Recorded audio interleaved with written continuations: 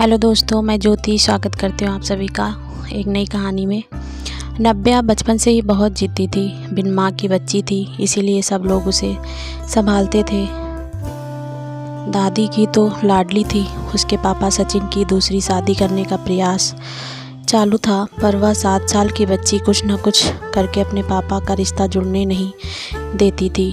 उसकी दोनों नानी और दादी उसे समझा कर थक गई। बेटा, सभी सौतेली माँ बुरी नहीं होती हैं, और हम हैं ना, तुम्हें अगर तकलीफ़ दी तो हम उस पर चिल्लाएंगे, डांटेंगे। लेकिन उसके मन में बार बार डर आ रहा था कि सौतेली माँ मुझे तकलीफ़ देगी, पापा भी उसका ही सुनेंगे, और उसकी माँ की आखिरी याद मतलब उसका मंगलसूत्र वह भी उस सौतेली माँ को दे देंगे। ऐसा उसे लगता था। सभी को टेंशन हो रही थी कि उसे कैसे समझाएं। उसकी माँ मतलब सुनीता एक एक्सीडेंट में 2 साल पहले इस दुनिया से चली गई। तब से लेकर अब तक उस बच्ची को सभी संभालते थे, पर उसकी यह जिद ज़रा ज़्यादा ही थी। कैसे बताएं अभी इसे। उसकी दादी ने उनकी ही मौसेरे भाई की लड़की पसंद कर ली थी। उसकी भी शादी होकर तलाक हो गया था और उसे एक लड़का भी था, पर यह बच्ची सुनने को तैयार ही नहीं थी। वह लड़का है मतलब उससे ही सब प्यार करेंगे, मुझसे नहीं, ऐसा मन में वहम बिठाए वो इस शादी को नहीं होने देगी। ऐसी जिद पकड़ कर बैठी थी। उसके जिद के आगे सचिन भी नहीं बोल सका। दोनों दादी और नानी काफ़ी चिंतित हो गईं। बाद में सुनीता की माँ ने समस्या का समाधान निकाला। सुनीता की एक दोस्त माया, जिसकी उम्र हो चुकी थी, इसीलिए उसकी शादी तय नहीं हो रही थी। उसके घर जाकर नानी ने सब हकीकत बताई। वह सब सुनने और समझने के बाद भी माया शादी के लिए तैयार हो गई। इस वजह से दोनों नानी और दादी भी काफ़ी खुश हो गए। अब सचिन क्या कहता, इसकी उनको चिंता हो रही थी। खुद सास ही बोल रही थी, इसीलिए जमाई तैयार हो गया लड़की को मिलने के लिए। सचिन ने माया से मिलने का तय किया। मुलाकात के दिन सचिन ने माया से कहा कि मैं सिर्फ नव्या के भविष्य के लिए और अपनी माँ की इच्छा के लिए तैयार हुआ हूँ। मेरी तरफ से बाकी कोई भी उम्मीद मत करो। यह सुनते ही बहुत बुरा लगा माया को, पर कितने दिन घर वालों के ताने सुनूं, इसीलिए माया तैयार हो गई और शादी भी हो गई। उसके घर की परिस्थिति इतनी अच्छी नहीं थी, उस वजह से उसके माँ बाप ने माया को कोई भी जेवर नहीं दिए, और नव्या ने अपनी माँ का मंगलसूत्र भी नहीं देने दिया। बाद में सुनीता की माँ ने माया की माँ बनकर सब कुछ किया। नव्या माया को बहुत परेशान करती थी। वो सौतेली माँ ऐसे ही पुकारा करती उसे। माया थोड़ा सा डांटती या उसे समझाने का प्रयास करती, तब जानबूझकर झूठ मूठ कर रोने लगती थी। माया 2 महीने में ही पूरी तरह हताश हो गई। दोनों दादी और नानी को पहले ही सब कुछ पता था। इस वजह से माया को वह कुछ नहीं बोलती थी। वह उल्टा उसे बोलती थी कि मारोगी भी तो चलेगा, पर सचिन को यह सब सहन नहीं होता था। जब परिस्थिति हाथ से निकलने लगी तो माया ने उसकी सहेली को, जो कि एक स्कूल टीचर थी, उसके साथ मिलकर एक प्लान बनाया, और सचिन को असली परिस्थिति का सच पता चले, इसीलिए नव्या के ड्रामों का एक वीडियोस बनाकर उसे दिखाया। पहले माया को ही गलत समझने वाला सचिन सारी सच्चाई से अवगत हुआ और उसने उन दोनों को धन्यवाद किया। प्यार से नव्या को समझाया कि इसके आगे तुम्हें माया के साथ अच्छा बर्ताव करना होगा, उसकी सब बातें सुननी होगी। हालांकि नव्या ने काफ़ी तमाशा किया, पर उसकी साइड लेने वाला कोई भी नहीं है, ये उसे समझ में आ गया। उसको माया पर बहुत गुस्सा आता था। माया उसे बहुत समझाती थी। धीरे धीरे माया और सचिन का रिश्ता भी सुधार रहा था, पर पति पत्नी जैसा रिश्ता उनमें नहीं था, और वो सचिन ने उसे पहले ही बता दिया था। माया को बहुत बुरा लगता था। उसने अपनी इच्छाएं अपने मन में ही दबा दी। नव्या को उसने सौतेलापन कभी भी दिखाया नहीं, पर नव्या मात्र उसके साथ झगड़ा ही करती थी। धीरे धीरे नव्या बड़ी होती गई। सचिन हमेशा काम के लिए बाहर रहता था। माया नव्या के लिए हमेशा तत्पर रहती थी। उसने नव्या को बहुत प्यार से समझाने की कोशिश की, पर माया को हमेशा असफलता मिली। उसमें सचिन की माँ हमेशा बीमार रहती थी। उनकी वह देखभाल करती थी। उन्होंने एक बार माया को बुलाकर बताया, मुझे बहुत चिंता होती थी इस नव्या की, पर अभी नहीं होती। तुम हो ना, अभी मेरा कुछ भी हो जाए चलेगा, पर तुम्हारे लिए मुझे बहुत बुरा लगता है। जिस बच्ची के लिए तुम इतना करती हो, उसकी उसे कीमत ही नहीं है।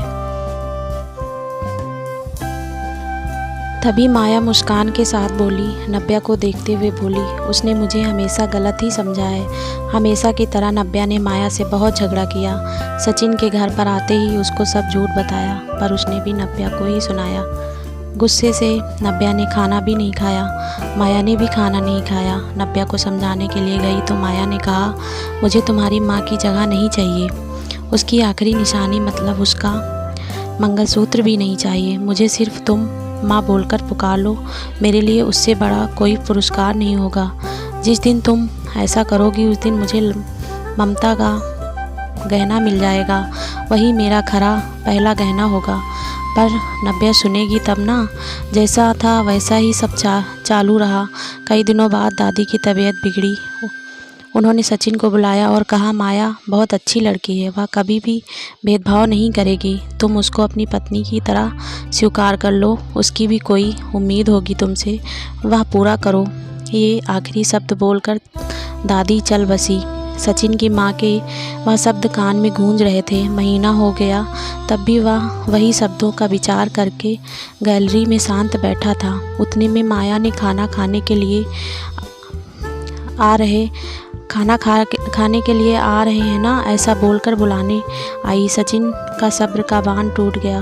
वह माया के गोद में सिर रखकर बहुत रोने लगा। आज 5 साल बाद पहली बार सचिन ने माया को छुआ। माया घबरा गई। उतने में नब्या वहाँ पर आ गई। इस वजह से वह विषय वहीं पर ही ख़त्म हो गया। कई दिनों बाद वापस सब नॉर्मल हो गया। दोनों ही अब शरीर से मन से नज़दीक आ गए थे। नब्या को समझ आने के बाद वह भी ज़रा अच्छा बर्ताव करने लगी। अभी उसकी 12वीं की परीक्षा थी, इसीलिए माया उसके टाइम टेबल पर सब ठीक से संभाल रही थी। कुछ मिलाकर सब अच्छा चल रहा था। ऐसे में उसकी खुशियों को नज़र लग गई। सचिन का भी एक्सीडेंट हो गया और वह गुजर गया। अभी माया और नब्या वह दोनों ही थी एक दूसरे के लिए। जो भी सेविंग थी उस पर घर चल रहा था। माया तो ग्रेजुएट नहीं थी, इस वजह से उसे नौकरी मिलने में दिक्कत आ रही थी। छोटी छोटी नौकरी करके वह घर खर्चा चला रही थी। सचिन की सब सेविंग उसने नब्या के लिए रख दी। अब नब्या को प्यार हो गया था सुशांत नाम के लड़के से। इस वजह से माया ने उनका प्रेम विवाह करने का सोचा। सब लोग अच्छे हैं, नब्या भी खुश रहेगी, ऐसा उसे विश्वास था। पर सुशांत की माँ खड़ूस थी। सचिन के जाने के बाद उसकी परिस्थिति भी अच्छी नहीं थी। नब्या शादी के बाद ज़्यादा गहने नहीं लाई, इसीलिए ससुराल वाले उसे तकलीफ़ दे रहे थे। उसकी सास की सहेलियाँ घर पर आई थी नई दुल्हन से मिलने, तब नब्या की सौतेली माँ के बारे में बुरा भला बोल रही थी। सौतेली माँ है ना, इसीलिए ऐसा जानबूझकर किया होगा। सब कुछ खुद के लिए रखा होगा और बेटी को लंका की पार्वती बनाकर से मंगलसूत्र पहनाकर भेज दिया और हंसने लगी। अभी उसका खुद पर का नियंत्रण टूट गया। मेरी माँ की आखिरी याद मतलब यह मंगलसूत्र है, जो मेरी इच्छा थी कि मैं ही इसे पहनूं। यह मंगलसूत्र मेरी माँ का आशीर्वाद का हाथ है और मेरी माया माँ को बुरा भला बोलने का तुम्हें कोई भी हक नहीं है। आज वह है, इसीलिए मैं हूँ। उन्होंने मुझे अच्छे संस्कार दिए हैं, डिसिप्लिन सिखाया है, संयम और बड़ों का सम्मान। यह सब बातें कोई भी उम्मीद ना रखते हुए सिखाया है। पापा के जाने के बाद भी उन्होंने कमाए हुए एक पैसा भी खुद पर ना खर्च करते हुए सब पैसे मुझे दिए हैं। कभी भी सौतेलापन उन्होंने मुझे नहीं दिखाया। मेरे लिए उन्होंने खुद का बच्चा तक नहीं होने दिया। पर मुझ पागल को कभी यह समझ में नहीं आया। उन्होंने मुझे सिर्फ प्यार किया है। मुझसे उन्हें एक ही चीज़ चाहिए थी जो मैं कभी नहीं दे पाई।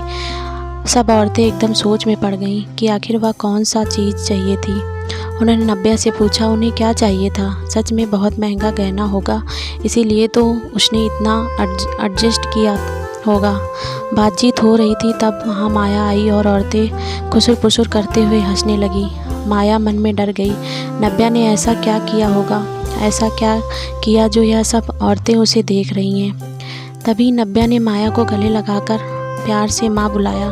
दोनों माँ बेटी सब भूलकर एक दूसरे की बाहों में गुम हो गई। औरतें जब कानाफूसी कर रही थी तभी नब्या बोली, आप सबको यह गहना देखना था ना, यही माँ बुलाकर ममता का गहना उसे चाहिए था।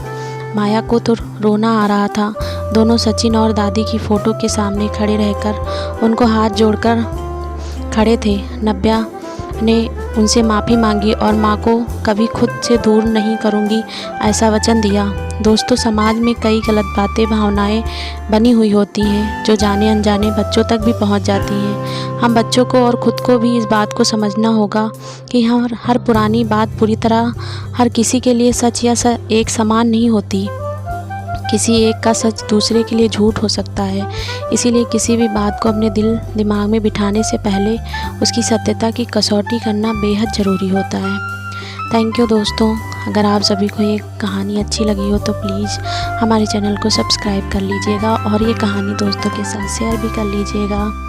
और ऐसी ही कहानियों के लिए हमारे चैनल को सब्सक्राइब कर लीजिएगा। आप सभी का बहुत बहुत धन्यवाद फ्रेंड्स, इतना प्यार और सपोर्ट देने के लिए। Thank you so much friends.